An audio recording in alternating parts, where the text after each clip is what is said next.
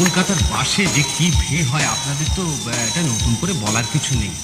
আমি একদিন ওই শিয়ালদা থেকে বাসে উঠেছি, ওই স্প্যারেটের দিকে যাবো, প্রচন্ড ভিড় হয়েছে। অনেক কষ্টে লেডিস সিটের সামনে ওই রডটা ধরে দাঁড়িয়ে আছে।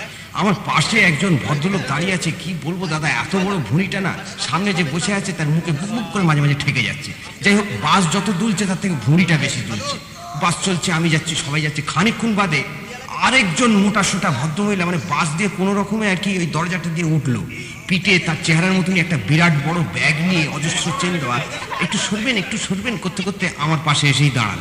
তা আমার পাশে যে ভদ্রলোক ছিল উনি একটু পেছনে চলে গেলেন। খানিকক্ষণ বাদে কন্ট্রাক্টর বলছে, দিদি ভাড়াটা দেবেন? দিচ্ছি ভাই। ভদ্রমহিলা অনেক কষ্টে পেছনে হাত নিয়ে ওই ব্যাগের চেন খুলে পয়সাটা বার করতে যাচ্ছে আর কি।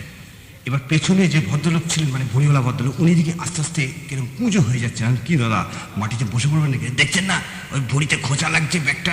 ও আচ্ছা আচ্ছা আচ্ছা আচ্ছা। এবার দেখি ভদ্রলোক আস্তে করে ভদ্রমহিলার কানের কাছে গিয়ে বলল, বৌদি আপনার ভাড়াটা আপনাকে দিতে হবে, আমি দিয়ে দিচ্ছি।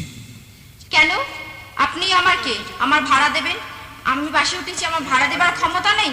ছোট লোক ইতর কোথাকার, এক লাথি মারবো ভুঁড়িতে। দাদা কি হলো? পাশ থেকে একটা ছেলে আওয়াজ দিয়ে দিল। এবার কন্ট্রাক্টর বলছে, দিদি বেশি বাউলি করবেন না তো, ভাড়া দিন। ভদ্রমহিলা যখন শেষবারের মতন আবার পেছনে অনেক কষ্টে হাত নিয়ে ওই ব্যাগের চেন খুলে পয়সাটা বার করতে যাচ্ছে, পেছনের ভদ্রলোক আর থাকতে পারলো না, লজ্জার মাথা খেয়ে সবার সামনে বলে উঠলো, আরে বলছি তো আপনার ভাড়াটা বোধ আমি দিয়ে দিচ্ছি, আপনাকে দিতে হবে না। আপনি জানেন পেছনে হাত নিয়ে গিয়ে তিনবার আপনার ব্যাগের চেন খুলতে গিয়ে তিনবার আমার প্যান্টের চেন খুলে দিয়েছেন।